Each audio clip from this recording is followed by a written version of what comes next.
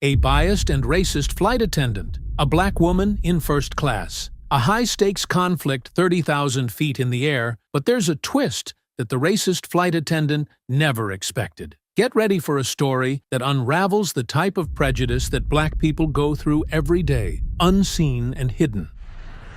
Aaliyah Johnson stepped onto the plane, her heels clicking against the polished flooring as she adjusted the strap of her designer laptop bag. First-class accommodations weren't new to her. She'd earned this luxury with years of hard work and sleepless nights. Still, there was a certain satisfaction in settling into the plush leather seat, a testament to how far she'd come. She placed her bag beneath the seat, pulling out her phone to glance at her calendar for the week. A multi-million-dollar civil rights case loomed ahead. But for now, this flight was a brief respite. Closing her eyes, she leaned back, letting the soft hum of the engines soothe her. The chatter of passengers filling the cabin seemed distant, until a sharply polite voice interrupted her tranquility. "Ma'am?" the flight attendant said, her smile tight as she lingered at Aaliyah's row. "Can I see your ticket, please?" Aaliyah opened her eyes and looked up at the woman. Mid-40s, neatly pressed uniform, blonde hair pinned in a flawless twist. She radiated authority, but something in her tone suggested it wasn't a simple request. Aaliyah handed over the ticket without hesitation. Natalie Parker's gaze flicked over the boarding pass, her lips tightening. She murmured, holding it a moment too long before returning it. "I just needed to check." Sometimes passengers get confused about seating. "Not me," Aaliyah replied, her voice steady. "I know exactly where I'm supposed to be." "Of course," Natalie said with a clipped laugh. She lingered a second longer before moving down the aisle, muttering under her breath, "Well, first class certainly isn't what it used to be." Aaliyah stiffened, but chose to let the comment pass, focusing instead on the work email blinking on her phone. Her peace didn't last long. As Natalie made her rounds, Aaliyah noticed the subtle glances, the not-so-accidental delays in service at her row. When Natalie accidentally bumped her tray table while serving the passenger across the aisle, spilling a splash of water onto her lap, Aaliyah began to suspect it wasn't all coincidence. The whispers started soon after. Small, seemingly innocent remarks from Natalie to another flight attendant, glances cast her way. Aaliyah caught fragments. "Double-check if she's even supposed to be here," and "can't take chances these days." By the time the cabin doors closed, Aaliyah was no longer relaxing. Instead, she watched Natalie carefully, her instincts telling her this flight wouldn't be smooth, not because of turbulence, but because of the storm brewing right in her seat. The plane had been in the air for less than 15 minutes when Aaliyah felt the first direct strike of hostility. "Excuse me, ma'am," Natalie said, reappearing at her row with the same tight smile that didn't reach her eyes. She carried a clipboard now, a prop that made the encounter feel more official than necessary. "I need to speak with you about your seat." Aaliyah raised an eyebrow, glancing at the boarding pass still tucked in the pocket of her blazer. "Is there a problem?" Natalie's expression hardened slightly before she masked it with a forced laugh. "Not exactly, but there seems to have been an error in the seating arrangement.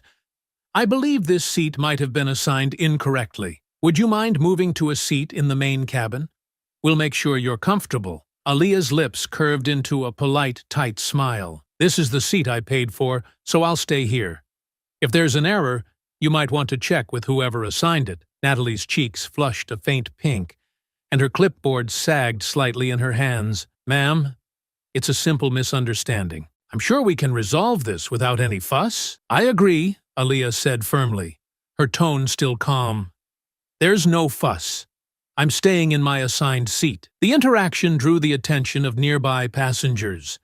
A man in the adjacent row lowered his tablet, his curious gaze flicking between them. Another passenger leaned slightly forward, whispering to her seatmate.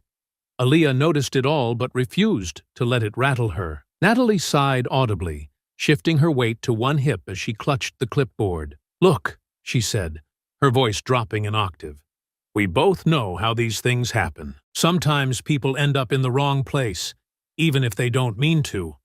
I'm just trying to make sure everything is in order." Aaliyah's stomach tightened. People like me, you mean? Natalie's eyes widened for a split second before narrowing. That's not what I said, she snapped. Don't put words in my mouth. No, Aaliyah said, her voice cutting through the cabin's low hum. But that's exactly what you implied. A soft murmur rippled through the first-class section. Natalie's forced smile was long gone now, replaced by a look of barely concealed frustration. Her knuckles whitened around the clipboard. Aaliyah could feel the air thickening with tension, each word charged like an electric current. Natalie glanced down the aisle, as if hoping for backup, then leaned in slightly, lowering her voice. I'm giving you a chance to resolve this quietly. Don't make this harder than it needs to be.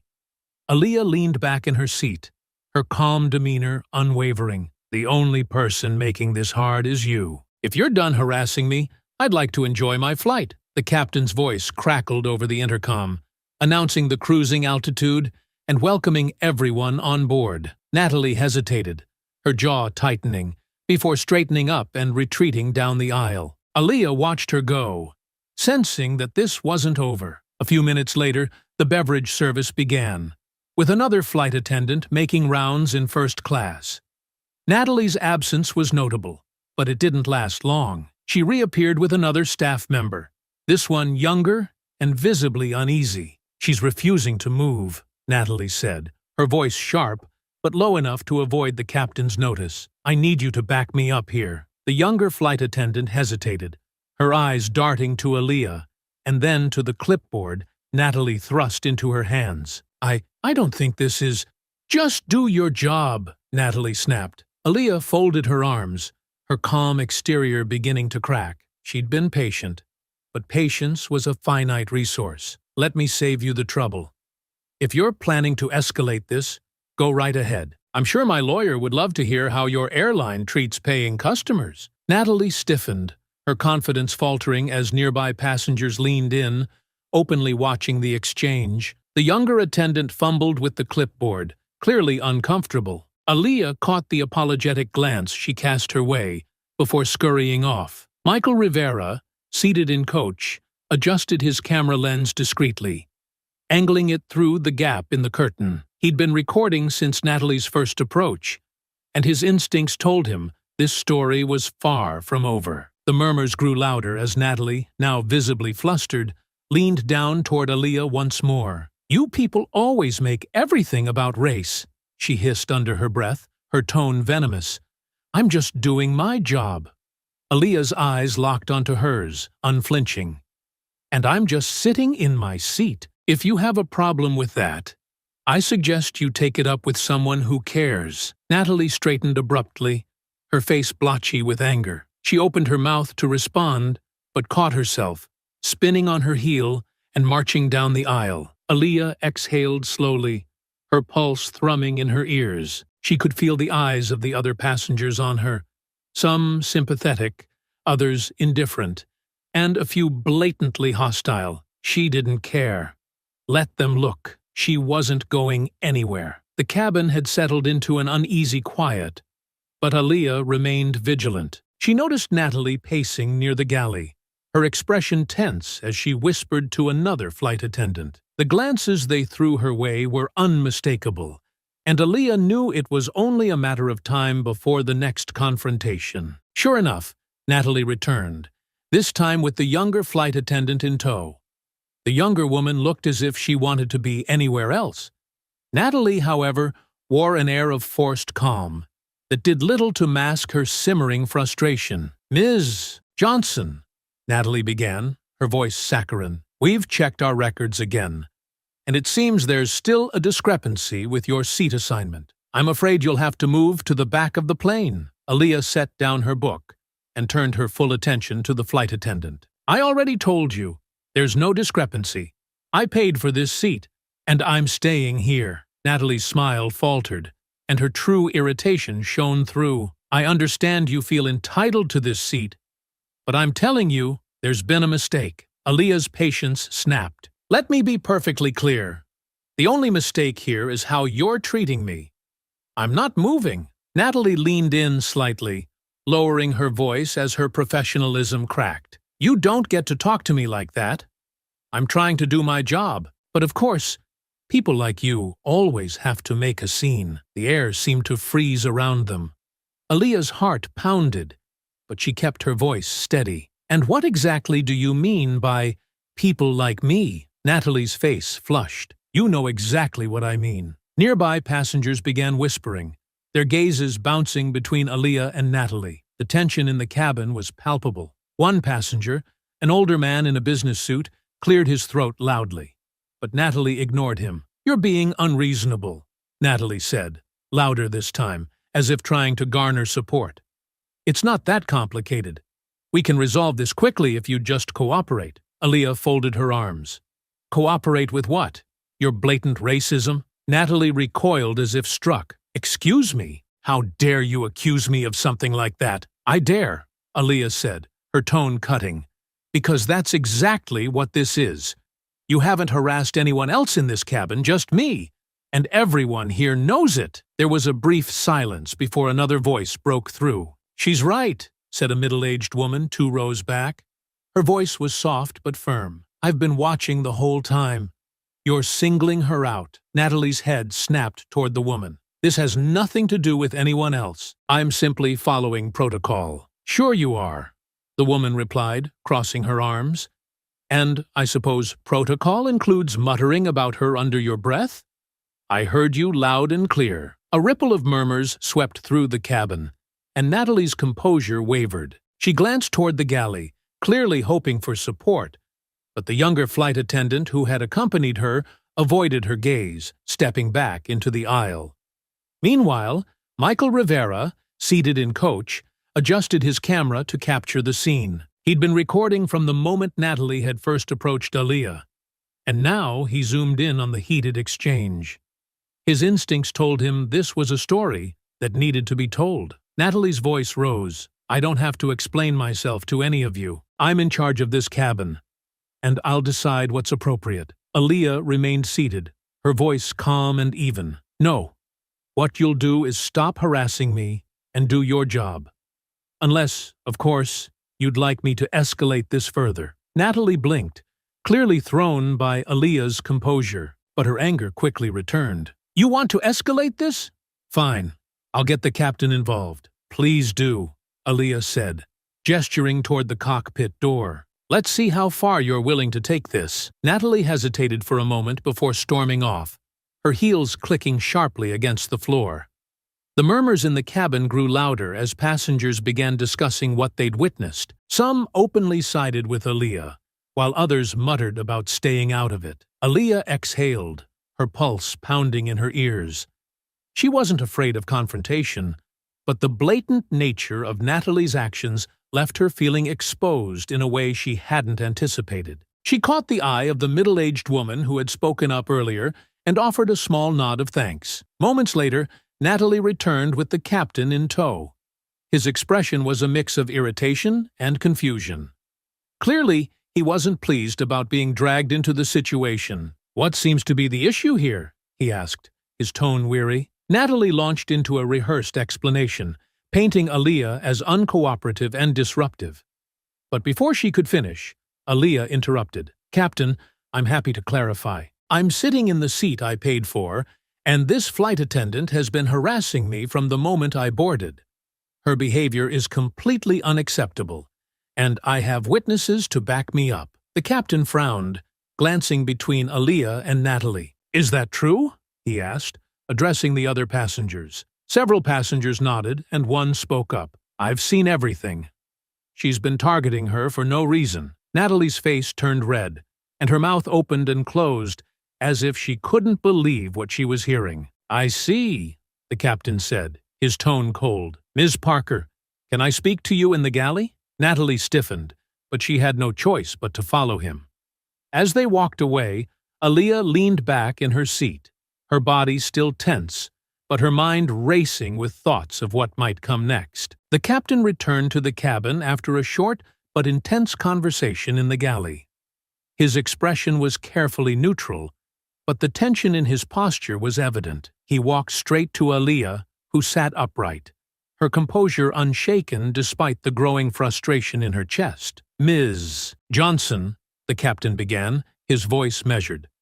"I understand there's been a misunderstanding. Ms. Parker has raised concerns about seating arrangements, and to avoid any further disruption for other passengers, I kindly ask that you move to a seat in the main cabin." Aaliyah's eyes narrowed. "So let me get this straight. You're asking me, the paying customer sitting in the seat I was assigned, to move because your flight attendant can't handle the sight of me here?" The captain's jaw tightened, but he maintained his professional demeanor. "I'm asking for your cooperation to ensure the rest of the flight proceeds without incident." "Incident?" Aaliyah repeated, her tone sharp. "The only incident here is the blatant racism I've been subjected to since I stepped onto this plane. I refuse to be punished for her behavior." The captain opened his mouth to respond, but Natalie appeared beside him, clipboard in hand, and a smug look plastered across her face. "Captain," she interjected, "I've just confirmed with corporate that Ms. Johnson's seat assignment is flagged as part of an irregular booking. It seems there was a glitch in the system, and the seat wasn't officially cleared for her use." Aaliyah froze, anger coursing through her veins. "What kind of nonsense is this?" Natalie's voice oozed faux sympathy as she held up the clipboard. "I'm afraid these things happen. We're happy to accommodate you in the main cabin. And of course, we'll provide a voucher for the inconvenience." A ripple of murmurs spread through the cabin, passengers now openly speculating on what was happening. Aaliyah's fingers tightened around the armrest. She could feel the heat of every gaze on her, waiting to see what she would do. "You can't be serious," Aaliyah said, her voice low but firm. "This is a thinly veiled attempt to humiliate me, and you know it." Natalie leaned in slightly, her voice quiet but venomous. "If you don't move now, I'll have security waiting for you when we land. It's your choice." For a moment, Aaliyah's resolve wavered. She wasn't afraid of a fight, but she knew how easily situations like this could spiral out of control, especially when someone like Natalie was involved. Images of headlines ran through her mind. "Black woman removed from first-class seat in dispute." The narrative twisted against her.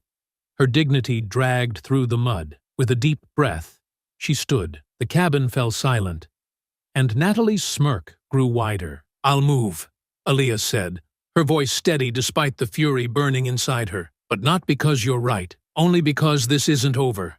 And when I'm done, you'll wish you had handled this differently." Natalie blinked, the confidence in her expression faltering for the first time. Aaliyah grabbed her laptop bag and stepped into the aisle, her head held high as she walked toward the main cabin. Whispers followed her, but she refused to look back. As she passed through the curtain, Michael Rivera stood up from his seat. His camera was tucked discreetly in his hand, but his voice was clear and firm. "This isn't right," he said loudly enough for others to hear. "Everyone saw what just happened. Don't think for a second that this won't go public." Aaliyah met his gaze and gave him a small nod of appreciation. Michael sat back down, his focus returning to the footage he'd been capturing throughout the ordeal. The curtain closed behind her, sealing her off from the first-class cabin and the humiliation she'd endured. Aaliyah settled into her new seat in the main cabin, her mind racing. Her pulse thudded in her ears, but her resolve hardened with each beat. She began typing furiously on her laptop, documenting every detail of the incident while it was fresh in her memory. Natalie might have won this battle, but Aaliyah had no intention of letting her win the war. Back in first class, the mood was tense. Several passengers exchanged uneasy glances, while others whispered their outrage.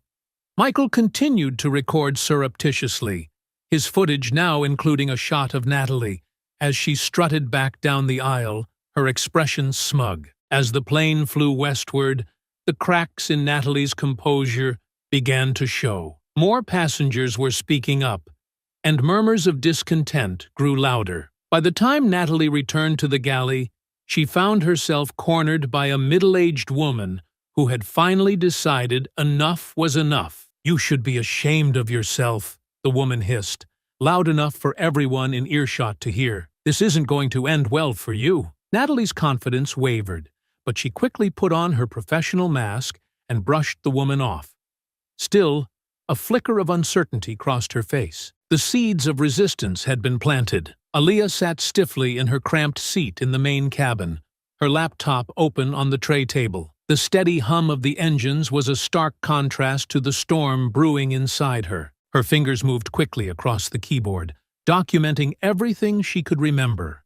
Natalie's comments, the captain's spineless capitulation, and the simmering humiliation of being forced out of a seat she rightfully paid for. Passengers in the rows around her stole glances, their whispers barely muffled. Some looked sympathetic, others curious, and a few wore expressions of quiet disapproval, as if her mere presence made them uncomfortable. Aaliyah ignored them all, channeling her focus into the account she was crafting. Meanwhile, back in first class, the atmosphere had grown frosty. Michael Rivera was still seated, his camera discreetly capturing the aftermath of Aaliyah's forced move. He occasionally glanced at Natalie, who was pacing the aisle with an air of forced calm. Her smugness had ebbed slightly, replaced with a flicker of nervousness as she noticed passengers murmuring and throwing her pointed looks. Michael leaned back in his seat, scrolling through the footage he'd recorded so far. He'd caught almost everything.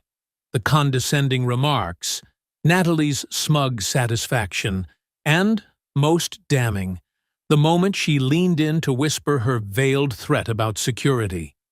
He knew he had something powerful, but he also knew this story wasn't finished. The tipping point came when the older woman who had defended Aaliyah earlier pressed the call button. Natalie approached, her smile thin and brittle. "Yes, ma'am? How can I help you?" she asked, her tone sugary. "You can explain why you thought it was appropriate to humiliate that woman," the passenger said bluntly, her voice carrying through the cabin. Natalie's smile faltered. "I'm not sure what you mean." "Oh, I think you know exactly what I mean," the woman interrupted. "We all saw what happened. You targeted her from the moment she boarded. It's disgusting.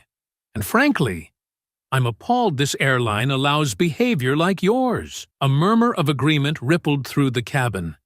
Natalie's cheeks flushed, and her professional mask began to crack. "I was following protocol," she said tightly. "It's my job to ensure seating arrangements are correct." "And that's why you kept muttering about her under your breath?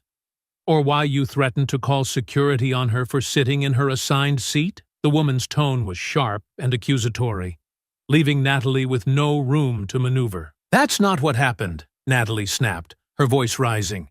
"You're twisting things," another passenger spoke up, this time a younger man across the aisle. "Actually, I heard you too. And I saw the whole thing.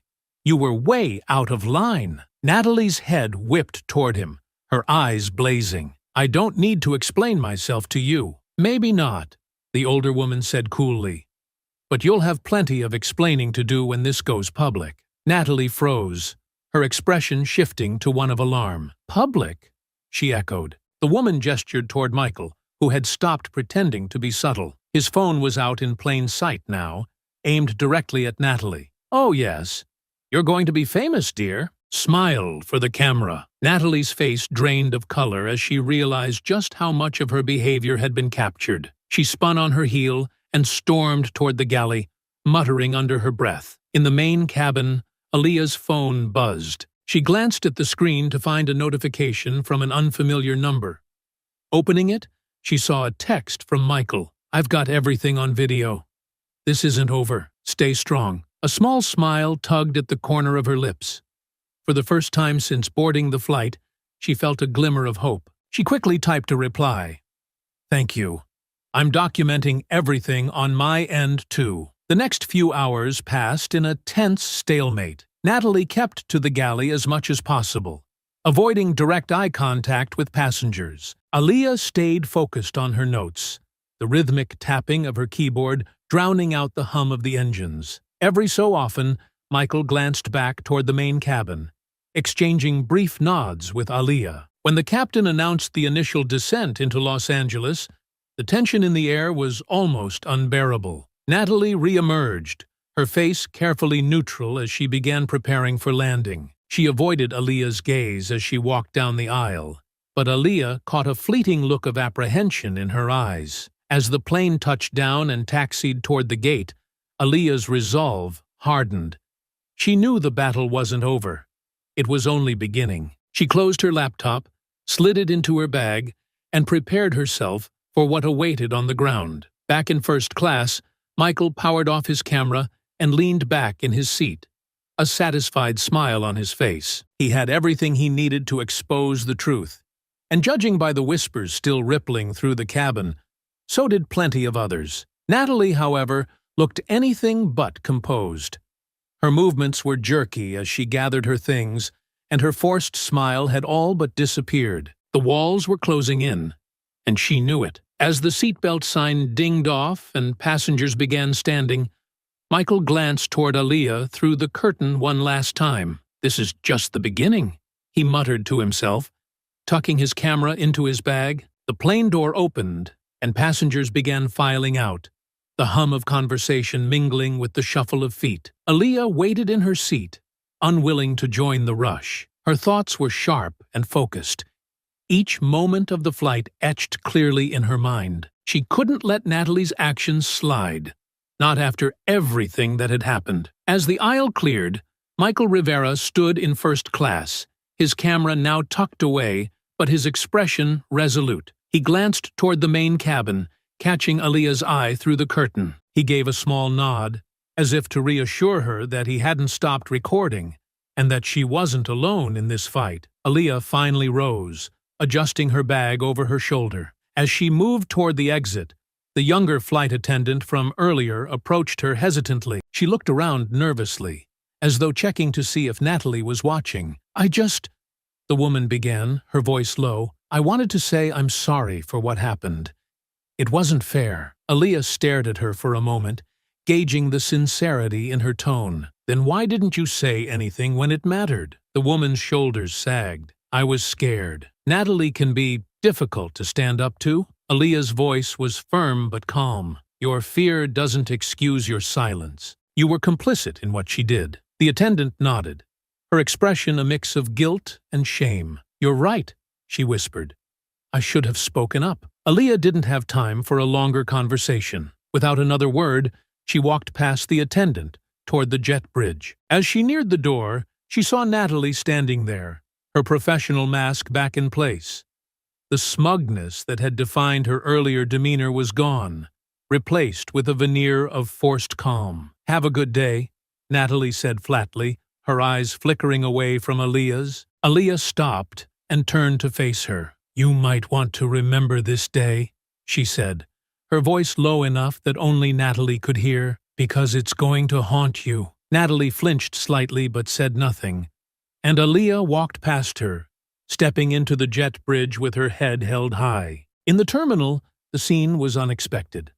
A small group of passengers had lingered near the gate, their expressions a mix of curiosity and concern. Michael stood nearby, speaking animatedly with a woman holding a notepad. His camera was now slung around his neck, but its presence alone suggested he was prepared to document anything else that unfolded. Aaliyah slowed as she approached. Michael noticed her and waved her over, his voice rising just enough to draw the attention of others. "Ms. Johnson," he called, "would you like to say anything about what happened?" The passengers nearby turned toward her, their murmurs growing louder. Aaliyah hesitated for a moment, the weight of the attention pressing down on her. But then she remembered Natalie's smugness, the whispered comments, the blatant disrespect. This wasn't just about her anymore.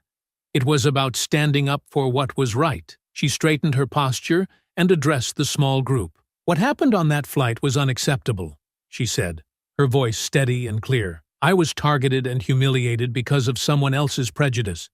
I deserve better, and so does everyone who flies with this airline. This isn't just about me. It's about accountability." Michael's camera was back in his hand, capturing every word. The woman with the notepad scribbled furiously, her brow furrowed with concentration. A few of the passengers clapped quietly, nodding in agreement. Before Aaliyah could say more, Natalie emerged from the jet bridge, her face pale and tight. Her gaze swept over the group, her eyes narrowing as they landed on Michael's camera. "Natalie Parker," Michael said, stepping forward.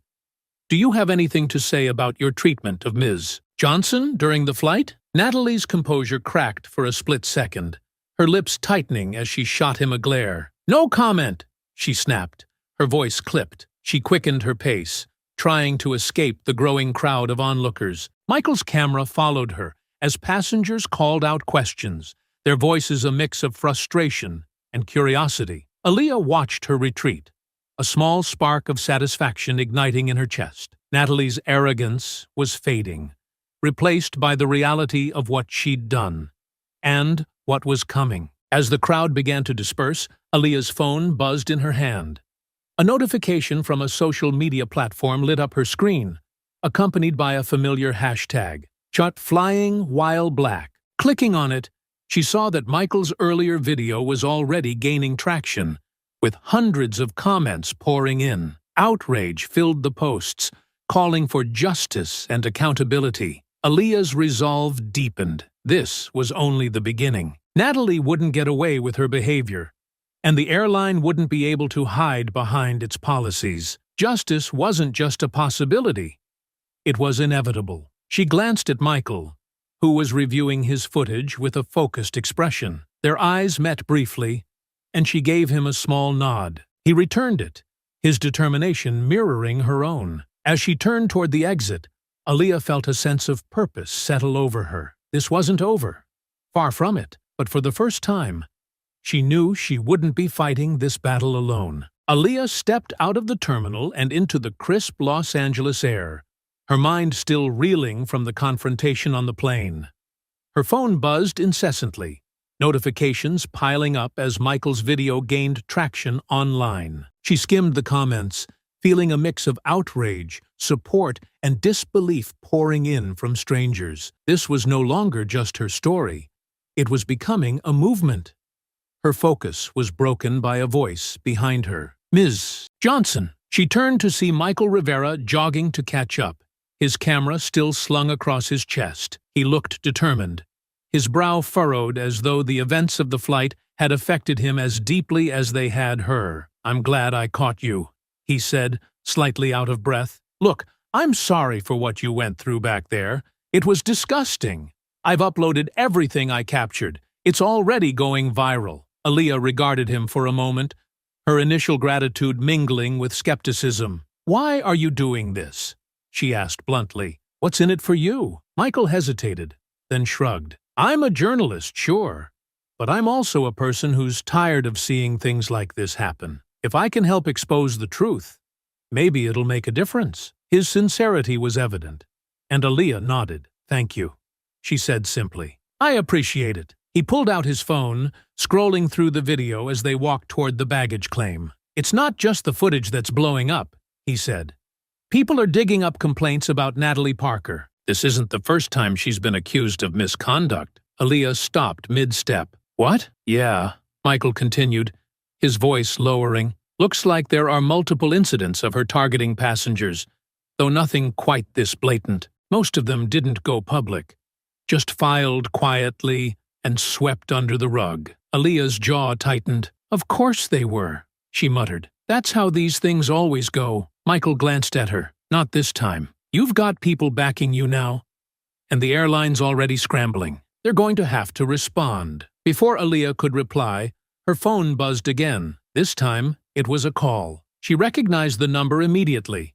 It was the airline's customer service line. She hesitated for a moment before answering. "This is Aaliyah Johnson." "Ms. Johnson, this is Rachel Bennett from the airline's legal department," the voice on the other end said, clipped but professional. "We're aware of the incident on your flight today and would like to discuss how we can resolve the matter." Aaliyah's lips pressed into a thin line. "Resolve the matter? I don't think an apology and a voucher are going to cut it." There was a brief pause. "We're prepared to discuss compensation," Rachel said cautiously, "but we'd like to avoid any unnecessary publicity." Aaliyah's anger flared. "Publicity? You're worried about your image while I was humiliated and forced out of my seat? Your flight attendant acted with blatant racism, and your staff backed her up.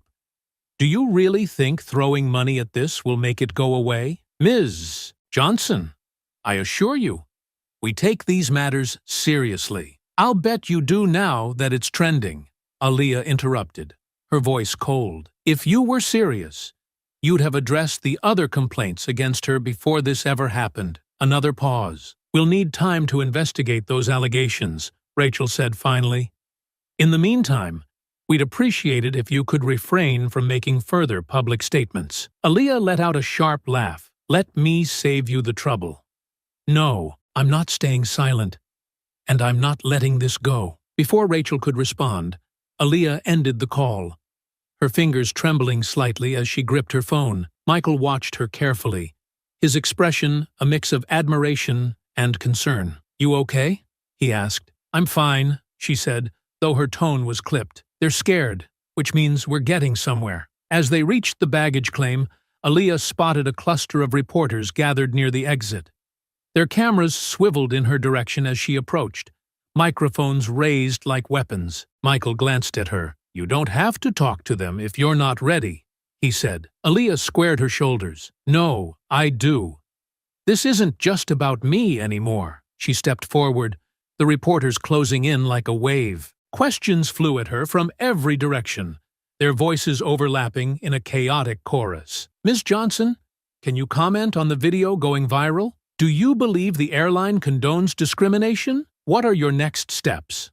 Aaliyah raised a hand, silencing the crowd. What happened to me today was wrong, she said firmly. It wasn't just about a seat. It was about being treated as less than, about someone using their authority to demean and dehumanize me. I won't let that stand. I intend to hold the airline accountable and ensure this doesn't happen to anyone else. Her voice was strong, unwavering, and the crowd quieted as she spoke.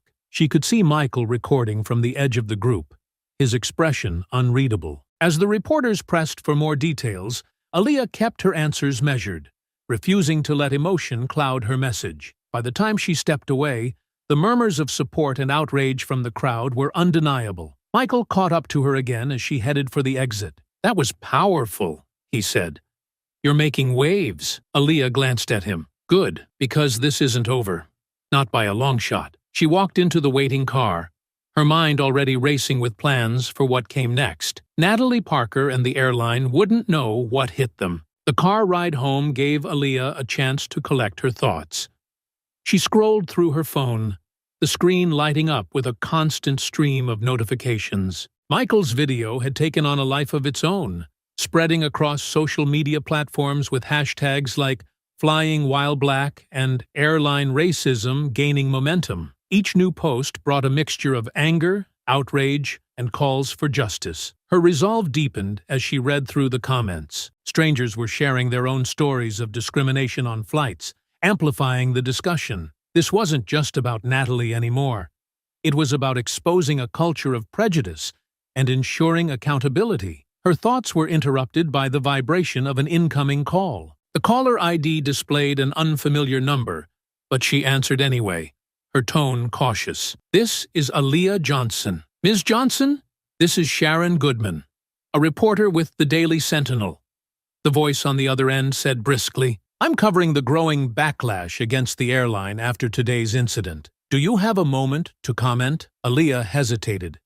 She wasn't sure how much she wanted to say yet, but she also knew the importance of controlling her narrative. I can give you a brief statement, she said finally. Excellent, Sharon replied. Can you confirm that you were removed from your first-class seat by a flight attendant, despite having paid for it? That's correct, Aaliyah said, keeping her voice calm but firm. I was targeted and humiliated because of the color of my skin. The flight attendant used her authority to demean me, and then attempted to cover it up by fabricating a seating discrepancy. And what do you plan to do next? Sharon pressed. I'm pursuing legal action, Aaliyah said, without hesitation. This isn't just about me. It's about ensuring this kind of behavior doesn't continue. People need to be held accountable. Sharon thanked her for the statement and ended the call, leaving Aaliyah with a mix of satisfaction and anticipation. She knew her words would add fuel to the growing fire, but that was exactly what she intended. When she arrived home, she barely had time to put down her bag before her phone rang again. This time, it was her attorney, Charles Porter. His voice was calm but serious. "Aaliyah, I've been monitoring the situation," he said. "We need to move quickly. The airline's already facing significant backlash, and we can leverage that to push for a settlement or a full-scale lawsuit." "I want to sue," Aaliyah said firmly. "No settlements. They need to face real consequences." "Understood," Charles replied, "but be prepared. They'll try to discredit you, dig into your past, anything to deflect blame." "Let them," Aaliyah said coldly. "I have nothing to hide." Meanwhile, back at the airline's corporate offices, chaos was unfolding. Rachel Bennett, the legal advisor who had called Aaliyah earlier, stood in a tense meeting with the company's PR and executive teams. The video footage, coupled with Aaliyah's public statements, had thrown the airline into damage control mode. "This is a disaster," one executive said, slamming his hand on the table. "That video has over 1 million views, and every major news outlet is picking it up. What the hell was Natalie thinking?" "We need to act fast," Rachel interjected. "We've already reached out to Ms. Johnson to discuss a resolution, but she's not interested in settling quietly." The room fell silent as the weight of her words sank in. Finally, another executive spoke. "We need a scapegoat. Someone to take the fall for this." Rachel's lips thinned. "That's already happening. Natalie Parker has a history of complaints, and this incident will end her career. But if we don't handle this carefully, the backlash won't stop with her." "What are you suggesting?" someone asked. "We issue a public apology and announce an internal review of our policies," Rachel said. "But we also need to be prepared for a lawsuit. Ms. Johnson isn't going to let this go." Back in her apartment, Aaliyah was finalizing her timeline of events when another notification caught her attention. A statement from the airline had just been posted to their social media accounts. She clicked on it, her eyes narrowing as she read, "We are aware of the incident involving Ms. Aaliyah Johnson on Flight 347 and are conducting a full investigation. We take these matters seriously and are committed to ensuring that all passengers are treated with dignity and respect. We sincerely apologize for any distress caused and are working to address the situation." Aaliyah scoffed. The statement was carefully worded, designed to minimize liability while pretending to care. She wasn't impressed. Her phone buzzed again, this time with a message from Michael. "Corporate damage control. Don't let up." She smiled grimly. Michael was right. The airline's carefully crafted apology wasn't enough. The only way to make real change was to keep the pressure on. She opened her laptop and began drafting a statement of her own. If the airline thought they could control the narrative, they were about to learn how wrong they were. The momentum of the situation continued to build as news outlets picked up Aaliyah's story. Interviews were requested. Social media continued to explode, and legal experts weighed in on the potential outcomes of her case. Natalie Parker's name began circulating as well, her history of complaints dragging the airline even deeper into controversy. For Aaliyah, the fight was just beginning, but with every passing moment, she grew more confident that justice was within her grasp. The next morning, Aaliyah woke to a flood of notifications. Her phone buzzed incessantly, the screen lighting up with messages, tags, and calls. The video Michael had posted had gone viral overnight, and now the incident was a trending topic worldwide. News outlets were dissecting the footage, and Natalie Parker's name was now synonymous with bigotry in every major publication. Aaliyah sat at her kitchen table with a cup of coffee, scrolling through the latest developments. There were articles speculating about Natalie's past, opinion pieces condemning the airline, and hashtags calling for Natalie's termination and systemic change within the industry. Her inbox was flooded with emails from reporters and activists alike, all wanting to speak with her. Her phone rang again, and she saw Charles Porter's name flashing on the screen. She answered quickly. "Morning, Charles." "Morning, Aaliyah," he said, his tone sharp but businesslike. "I've been reviewing the video and your documentation. We're in an excellent position. The airline's apology isn't going to hold up against the backlash. They'll have no choice but to respond to a lawsuit. They're already trying to save face. Aaliyah replied, sipping her coffee. "But I'm not interested in their performative apologies." "Good," Charles said. "I've prepared a formal demand letter, but I'll need your approval before sending it. I'm also lining up interviews with legal analysts to strengthen your case in the public eye." Aaliyah nodded, even though he couldn't see her. "Send me the draft. I'll look it over today." As soon as she ended the call, another notification popped up. This time, it was a new video. A former flight attendant had come forward, detailing her experience working with Natalie Parker. Aaliyah clicked on the link, her stomach tightening as the woman's face filled the screen. "My name is Lauren Davis," the woman said, her voice steady but emotional. "I worked with Natalie Parker for over 3 years, and what happened to Ms. Johnson doesn't surprise me at all. Natalie has a long history of targeting passengers, especially people of color. I reported her behavior multiple times, but nothing was ever done." Lauren went on to describe several incidents where Natalie had harassed or belittled passengers, each account adding more weight to Aaliyah's case. By the time the video ended, Aaliyah's anger had reignited. The airline's negligence had enabled Natalie's behavior, and now it was all coming to light. Across the city, Natalie Parker was in a state of panic. She sat in her small apartment, surrounded by legal documents and a laptop playing the news on a loop. Her name was everywhere, and the vitriol directed at her was relentless. Social media was flooded with calls for her firing, and her own neighbors had begun avoiding her. Her phone buzzed, and she hesitated before answering. It was Rachel Bennett, the airline's legal advisor. "Natalie," Rachel began, her tone clipped. "We need to talk about damage control." Natalie bristled. "Damage control? What about my side of the story?" "There is no side of the story that justifies your behavior," Rachel said bluntly. "The video speaks for itself, and now former employees are coming forward with additional allegations. You've put us in an impossible position." "I was following protocol," Natalie snapped, her voice rising. "She didn't belong in first class, and I was just doing my job." "Enough," Rachel interrupted, her tone icy. "Your actions have cost the airline millions in PR damage, and we're facing a potential lawsuit that could grow into a class action if other passengers come forward. Frankly, you're lucky we haven't terminated you yet." Natalie's breath hitched, the gravity of her situation finally sinking in. "What do you want me to do?" she asked quietly. "You'll be placed on unpaid leave effective immediately," Rachel said. "And you are not to speak to the media or make any public statements. The airline will be issuing a more detailed apology, and we're conducting a formal investigation into your behavior." "But this isn't up for discussion," Rachel cut her off. "If you try to fight this, you'll only make things worse." The line went dead, leaving Natalie staring at her phone in disbelief. Back in Aaliyah's apartment, she was finishing her second cup of coffee when Michael called. "Have you seen the latest?"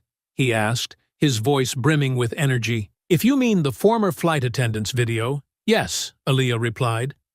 "It's blowing up," Michael said, "and it's not just her. A few other employees are coming forward with similar stories. This is turning into a full-blown scandal." Aaliyah leaned back in her chair, a faint smile on her lips. "Good. The more people speak out, the harder it'll be for the airline to bury this." Michael hesitated for a moment. "Are you ready for what's coming next? This is going to get bigger before it gets better." "I'm ready," Aaliyah said firmly. "They started this. I'm just finishing it." As the day went on, the situation continued to escalate. The airline's second apology was released, this time acknowledging Natalie's actions and pledging a full review of their policies. But the statement was met with widespread criticism, with many accusing the company of trying to shift blame onto a single employee rather than addressing systemic issues. Aaliyah's phone buzzed again, this time with a message from Charles. "Demand letter sent. Expect their lawyers to respond soon. Stay strong." She read the message and set her phone down, her determination unwavering. The fight was far from over, but with each passing hour, the tide was turning in her favor. Natalie and the airline had underestimated her resolve, and now they were facing the consequences of their actions. Aaliyah opened her laptop, ready to draft another public statement. She wasn't done yet, not until justice was fully served. By mid-afternoon, Aaliyah found herself sitting across from Charles Porter in his downtown office, a quiet yet modern space that exuded confidence. The walls were lined with bookshelves, each packed with legal volumes, and a large window overlooked the bustling streets below. Aaliyah had already reviewed the formal demand letter he'd sent to the airline, but now they were preparing for the inevitable pushback. Charles leaned forward, his hands clasped on the desk. The airline's legal team will likely try to settle quickly. They'll offer money and hope this goes away. Are you sure you're ready to reject that, if it comes? Absolutely, Aaliyah replied without hesitation. This isn't about a payout, it's about accountability. Charles nodded.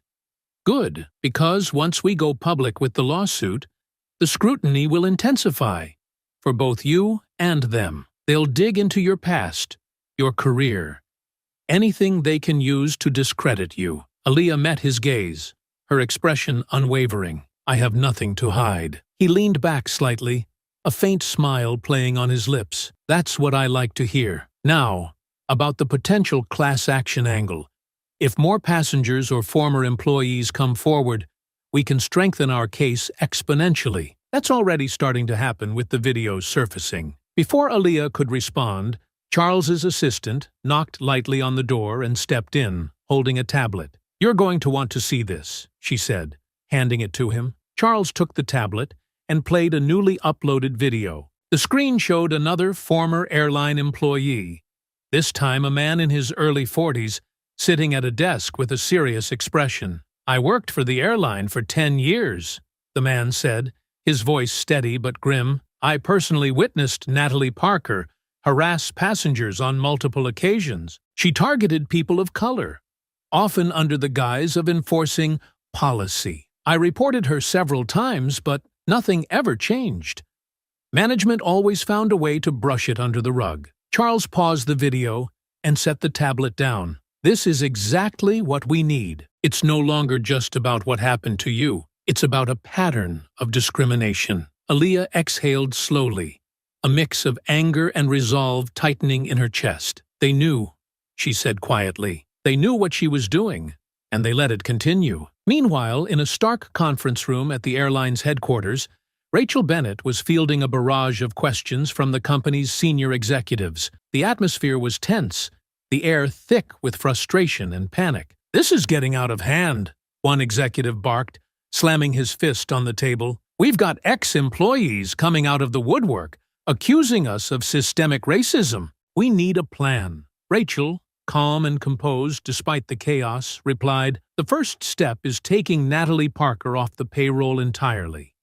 She's already on unpaid leave, but we need to terminate her contract immediately and make that announcement public. And then what? Another executive demanded. Throw her under the bus and hope that's enough? What about Ms. Johnson? She's not backing down. Rachel's gaze hardened. We need to make a direct offer to her, one that's generous enough to at least consider settling. But we also need to prepare for the possibility that she won't. If this goes to court, we're looking at a PR nightmare. We're already in a PR nightmare, another executive snapped. What about these former employees? Can we discredit them? Rachel's jaw tightened. That's risky. Any attempt to discredit them could backfire spectacularly. We need to show that we're taking their claims seriously, even if it means conducting an internal audit. One executive leaned back in his chair, rubbing his temples. So we sacrifice Natalie, pretend to clean house, and hope it blows over. Rachel didn't respond immediately, her silence speaking volumes. She knew the truth. This wasn't going to blow over. Not with Aaliyah driving the narrative and the public demanding change. As the airline scrambled to contain the fallout, Aaliyah returned home to find Michael waiting outside her building. He held his phone in one hand, his face lit with a mix of determination and urgency. Something big just happened, he said as she approached. Natalie Parker's been fired. Aaliyah's eyes narrowed. Let me guess. They're hoping that's enough to make this go away. Michael nodded. Exactly. But it's not working. People are calling for a full investigation into the airline's policies. And get this. Another former employee is about to go public with her story. She's willing to testify if this goes to court. Aaliyah unlocked the door and motioned for him to follow her inside. Good. The more voices, the stronger our case. Once inside, Michael pulled out his phone and opened a social media app. "You're trending again," he said, handing her the device. The top post was a clip of Aaliyah's earlier statement to reporters, paired with the headline, "Aaliyah Johnson takes on airline discrimination." Aaliyah set the phone down, her expression thoughtful. "They think firing Natalie is enough. But they're wrong. This isn't just about her. It's about the system that allowed her behavior to continue." Michael leaned forward. "So, what's next?" "We keep pushing," Aaliyah said firmly. "They're scrambling now, but we need to make sure this goes beyond one employee. Policies need to change, and they need to admit their complicity." Michael nodded, a spark of admiration in his eyes. "You're not just fighting for yourself anymore. You're making history." Aaliyah gave him a small smile. "That's the plan." As the night wore on, Aaliyah continued strategizing with Charles and fielding media inquiries. The tide was turning, but the battle wasn't over. She knew the airline would fight back, but she was ready for whatever came next. The following morning, Aaliyah woke to yet another wave of headlines. This time, the focus was on the airline's newly announced internal investigation into claims of systemic racism. The official statement included promises to review policies, retrain staff, and ensure accountability. But the tone was hollow, as if crafted to pacify rather than enact real change. Charles had warned her this would happen. Corporate lip service designed to make the issue disappear. Aaliyah scrolled through the responses online. Many were skeptical, accusing the airline of trying to save face without addressing the root cause. Others demanded justice for Aaliyah and the employees who had come forward. The pressure was mounting, and the airline's attempts to shift the narrative weren't working. As she finished her breakfast, her phone buzzed with a call from Charles. "Good timing," she said as she picked up. "I was just reading their statement." "It's nothing more than damage control," Charles replied. "They're hoping this investigation will buy them time, but we're not letting up. The lawsuit is already making waves, and now we have another key piece of leverage." "What's that?" Aaliyah asked, her curiosity piqued. "Several passengers from your flight have agreed to testify," Charles said. "They witnessed everything and are willing to back up your account in court." Aaliyah exhaled in relief. "That's huge. If we can show this wasn't an isolated incident, their case will crumble." "Exactly," Charles said. "And with the former employees' testimonies, we're building a narrative of negligence and systemic issues. This isn't just about Natalie anymore. It's about the airline's failure to act." "Good," Aaliyah said firmly. "They've had this coming for a long time." At the airline's headquarters, Rachel Bennett sat in yet another tense meeting. The fallout from Natalie's firing had only intensified the scrutiny on the company, and the executive team was scrambling to regain control. "The lawsuit is gaining traction," Rachel said, her voice calm but pointed. "We need to prepare for the possibility of this going to trial." One of the executives shook his head. "We can't let it get that far. The optics would be catastrophic." "Then we need to act decisively," Rachel replied. Announcing Natalie's termination was the right move, but it's not enough. The public wants more. They want to see real change. Another executive sighed. "So what do you suggest? Overhaul our entire training program? Fire half the staff?" Rachel's gaze was steady. "We start by settling with Ms. Johnson. A public trial would destroy us. She has witnesses, video evidence, and public support. We can't win this in court." The room fell silent as the weight of her words sank in. Finally, the CEO spoke. "Fine, make her an offer, but it needs to include confidentiality. If this goes public, it's over." Later that afternoon, Aaliyah received another call, this time from Rachel Bennett herself. "Ms. Johnson, this is Rachel Bennett, representing the airline," she began, her tone measured but cordial. "I'm aware," Aaliyah replied, her voice neutral. "I'd like to discuss a potential resolution to this matter," Rachel said. "We're prepared to offer a substantial settlement, along with a formal apology for your experience." Aaliyah's grip on the phone tightened. "And what does that settlement come with?" "A non-disclosure agreement," Rachel hesitated for a fraction of a second, but it was enough. Yes, we'd expect confidentiality as part of the agreement. This would allow us to focus on implementing meaningful changes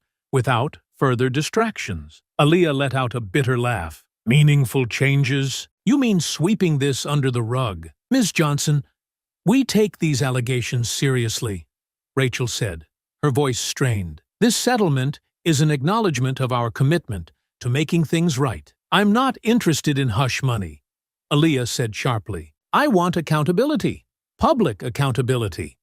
You've allowed people like Natalie Parker to operate unchecked for years. This isn't just about me. It's about everyone who's ever been targeted because of your negligence. Please reconsider, Rachel pressed. A trial would be long and difficult for everyone involved. Settling would allow us to resolve this quickly and focus on moving forward. I'm not afraid of a trial, Aaliyah said coldly, but maybe your executives should be. She ended the call without waiting for a response. Her heart pounded, but her resolve was unshaken. This wasn't about money. It was about justice. The airline's efforts to control the narrative were unraveling by the hour.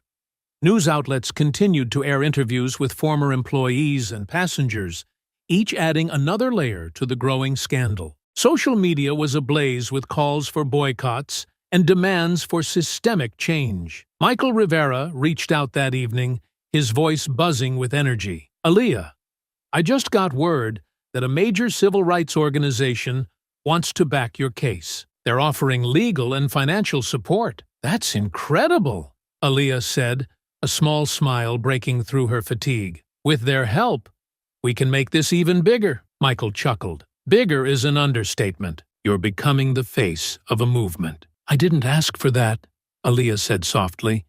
But if it's what it takes to make things change, I'll do it. As the call ended, Aaliyah sat back and allowed herself a moment of reflection. The fight was far from over, but she could feel the tide turning. The airline was on the defensive, and for the first time, real accountability seemed within reach. Her phone buzzed with another notification, this time a headline. Civil rights leaders rally behind Aaliyah Johnson. She clicked on it, skimming the article and feeling a renewed sense of purpose. This wasn't just her battle anymore. It was a collective stand against injustice, and Aaliyah was ready to see it through to the end. The days leading up to the trial were a whirlwind of preparation, media coverage, and mounting tension. Aaliyah worked tirelessly with Charles, reviewing every detail of her case. The growing mountain of evidence, combined with the testimonies of witnesses and former employees, painted a damning picture of the airline's culture and Natalie Parker's unchecked behavior. In Charles's office, the atmosphere was electric as they finalized their strategy. Aaliyah sat across from him, her laptop open as she reviewed the latest witness statements. Beside her, Charles paced, a file in hand. The key to this case, Charles began, is not just proving what happened to you, but demonstrating the airline's systemic negligence. The video is powerful, but the testimonies from former employees and passengers are what will solidify their liability. Aaliyah nodded, her resolve evident. We need to make it clear that this isn't just about one flight attendant. It's about an entire system that allowed her behavior to thrive. Charles stopped pacing and looked at her, his expression serious. Are you ready for the cross-examination? They're going to come after you hard, try to paint you as overly combative or out for money. I'm ready, Aaliyah said firmly. They can try, but the truth is on my side. Before Charles could respond, his assistant entered the room with a stack of papers. The airline's legal team just submitted their pre-trial motions, she said. They're requesting a dismissal, arguing that the incident was an isolated misunderstanding. Charles scoffed as he flipped through the pages. Desperate move. They know this won't hold up with the evidence we have. Aaliyah leaned forward. So they're still trying to sweep this under the rug. Exactly, Charles replied. But we won't let them. This is just the first of many attempts to undermine the case. Stay focused. Meanwhile, at the airline's headquarters, the tension was palpable. Rachel Bennett sat in a conference room with the airline's top executives and legal counsel. The stakes had never been higher, and the mounting public pressure was taking its toll. "We have to settle before this goes to court," one executive said, his voice sharp with frustration. "A trial will destroy us." "We've tried," Rachel replied evenly. "Ms. Johnson isn't interested in a settlement. She's committed to taking this public." "Then what's our strategy?" another executive demanded. "How do we win this?" Rachel exhaled slowly, her gaze steady. "We focus on discrediting the broader claims of systemic issues. If we can isolate this to Natalie Parker's actions alone, we might limit the damage. But we need to be careful. Any misstep could backfire." The room fell silent as the gravity of the situation sank in. Finally, the CEO spoke. "Make it happen. We can't afford to lose." The day of the trial arrived, and the courthouse buzzed with activity. Reporters crowded outside, their cameras trained on the steps as key players arrived. Aaliyah walked through the crowd with Charles by her side, her expression calm and determined despite the flashing lights and shouted questions. Inside the courtroom, the tension was palpable. The airline's legal team sat at their table, a small army of sharp-suited attorneys armed with binders and laptops. Rachel Bennett was among them, her expression unreadable as she scanned the room. Aaliyah took her seat beside Charles, her heart pounding as she surveyed the courtroom. Behind her, rows of supporters filled the gallery. Activists, former employees, and even a few passengers from her flight. The weight of their presence bolstered her resolve. The judge entered, and the trial began. Charles delivered a compelling opening statement, laying out the facts of the case with precision. He emphasized the pattern of discrimination within the airline, supported by witness testimonies and documented complaints. He highlighted the video of the incident, calling it irrefutable evidence of Natalie Parker's misconduct and the airline's failure to address systemic issues. When the airline's lead attorney rose to speak, their strategy became clear. They argued that Natalie's actions were isolated, claiming she was a rogue employee whose behavior did not reflect the company's values. They attempted to frame the incident as a misunderstanding, insisting that the airline had acted promptly by terminating her employment. But the tide began to shift as the first witnesses took the stand. A passenger from Aaliyah's flight testified about what they saw, recounting Natalie's condescending remarks and the blatant targeting of Aaliyah. The video was played for the court, its impact undeniable as the room fell silent. Next came Lauren Davis, the former flight attendant who had worked with Natalie. Her testimony was damning, detailing years of unchecked misconduct and the airline's repeated failure to act on complaints. "I reported her behavior multiple times," Lauren said, her voice steady but emotional. "Each time, management brushed it off. They cared more about avoiding bad PR than protecting passengers." The airline's legal team attempted to discredit her, pointing to her departure from the company as a sign of bias. But Lauren held her ground, her testimony unwavering. When it was Aaliyah's turn to testify, the courtroom grew even quieter. She recounted the events of the flight in vivid detail, her voice calm but firm. She described the humiliation of being targeted and the strength it took to stand her ground. "I wasn't just fighting for myself that day," she said, her gaze sweeping the room.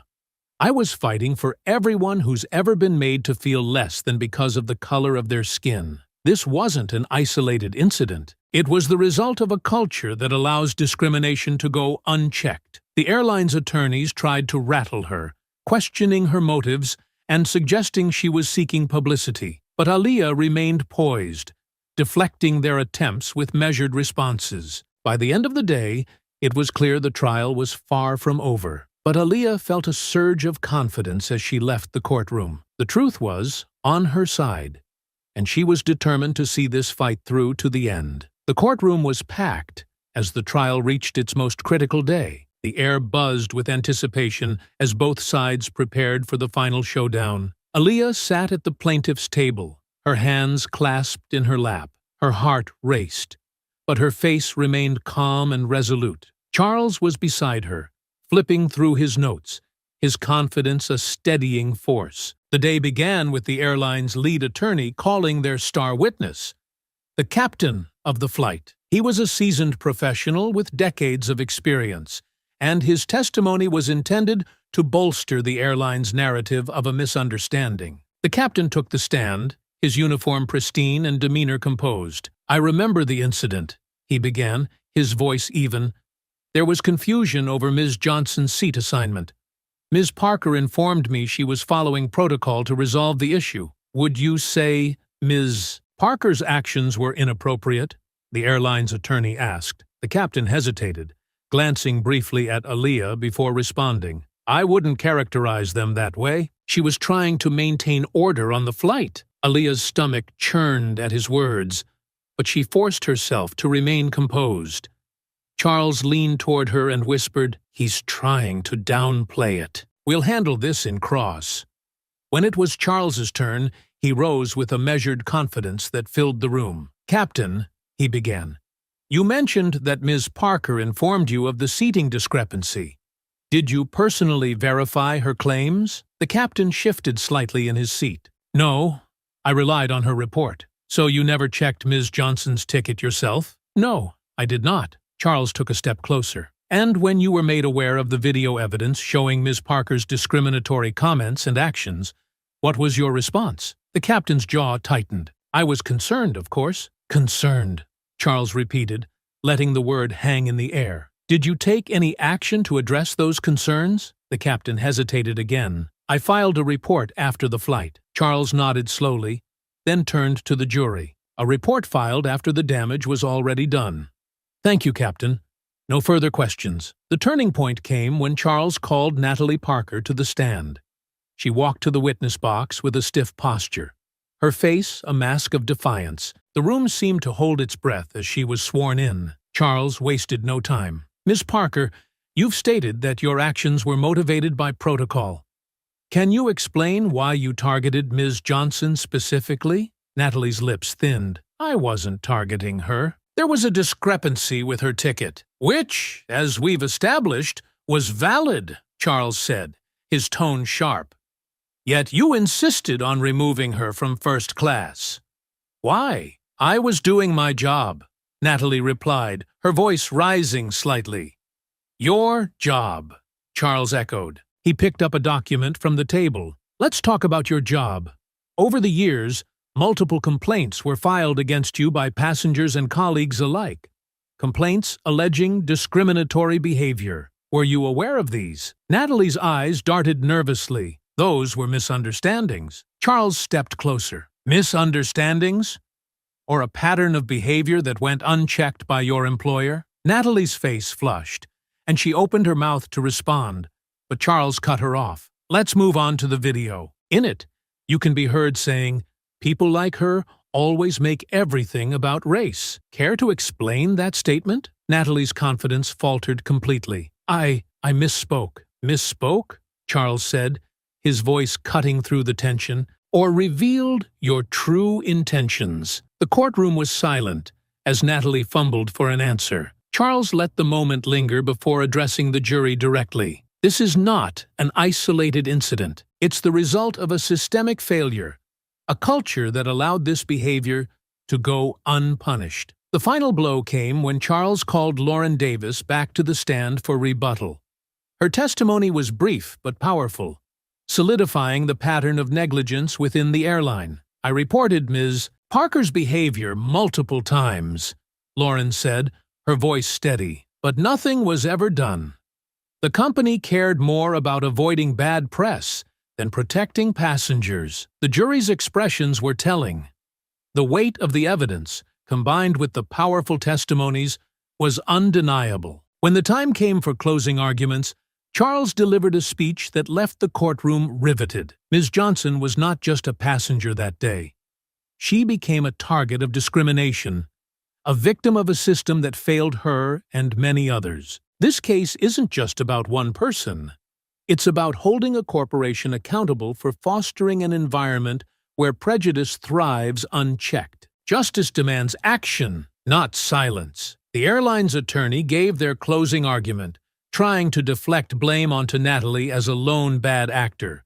But the cracks in their defense were too large to cover. As the trial concluded, Aaliyah felt a mix of relief and anticipation. The jury was dismissed to deliberate, leaving everyone in a tense waiting game. Aaliyah sat with Charles, her hands clasped tightly in her lap. "You did everything right," Charles said quietly.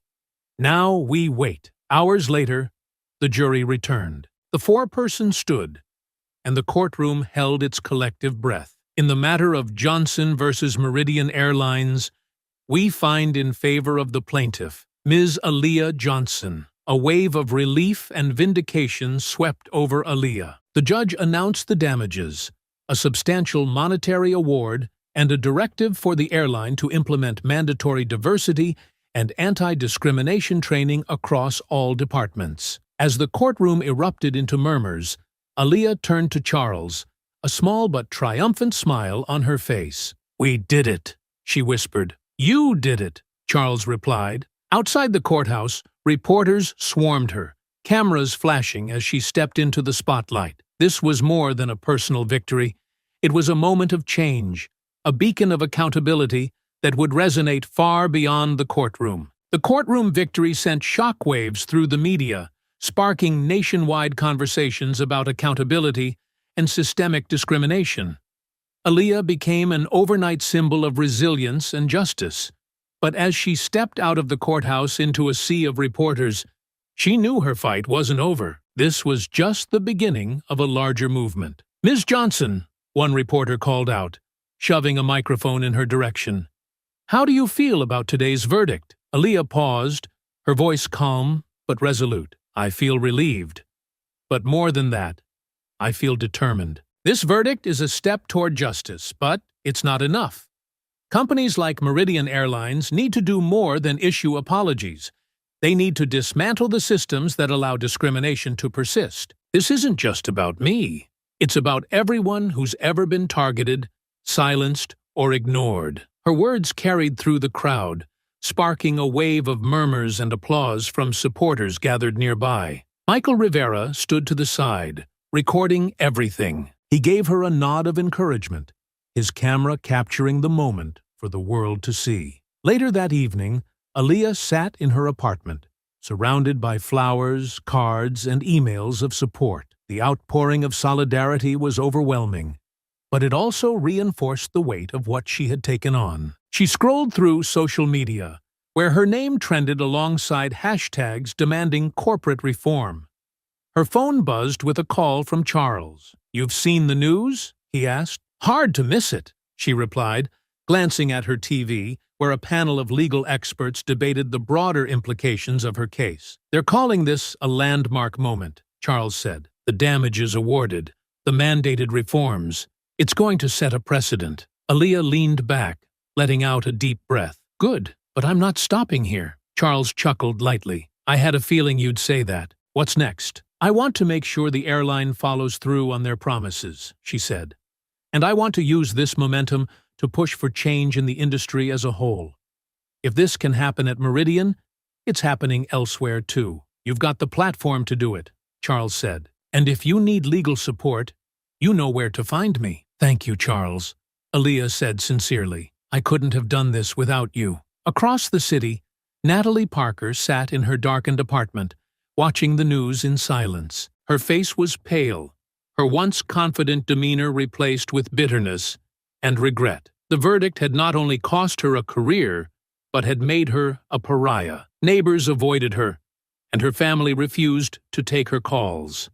The public humiliation was complete. As the screen flashed images of Aaliyah addressing the crowd, Natalie's lips tightened. For the first time, she felt the weight of her actions. Not just their impact on herself, but on the woman she had tried to diminish. The following week, Aaliyah was invited to speak at a major civil rights conference. Standing before a packed auditorium, she recounted her story, not as a victim, but as a catalyst for change. "What happened to me wasn't unique," she said, her voice echoing through the room. "It's part of a larger pattern, a system that needs to be dismantled. We can't allow discrimination to hide behind policies or go unchecked by corporations that prioritize profits over people. Together, we can hold them accountable." The crowd erupted in applause, And Aaliyah felt a surge of pride. She had turned her pain into purpose, using her platform to amplify voices that had been silenced for too long. Meanwhile, Meridian Airlines announced sweeping reforms in response to the court's ruling. Mandatory diversity training was implemented across all departments, and an independent oversight committee was established to handle complaints. The company's CEO publicly acknowledged their failings, pledging to rebuild trust with their customers and employees. But the victory wasn't just a corporate one. Passengers who had faced similar injustices began sharing their stories, sparking a wave of activism that extended far beyond the airline industry. Months later, Aaliyah found herself on another flight, this time as a guest speaker traveling to Washington, D.C., to testify before Congress on the need for federal regulations to address discrimination in the airline industry. As she settled into her seat, the flight attendant approached her with a genuine smile. "Ms. Johnson," she said, "I just wanted to say thank you. What you did, it's making a real difference." Aaliyah smiled back, feeling a sense of closure she hadn't expected. "Thank you," she replied, "but there's still more work to do." As the plane took off, Aaliyah gazed out the window, her mind already racing with ideas for what came next. She wasn't just fighting for herself anymore. She was fighting for everyone who deserved better. The journey had been long and grueling, but Aaliyah knew one thing for certain: justice wasn't a destination. It was a path, and she was determined to keep walking it.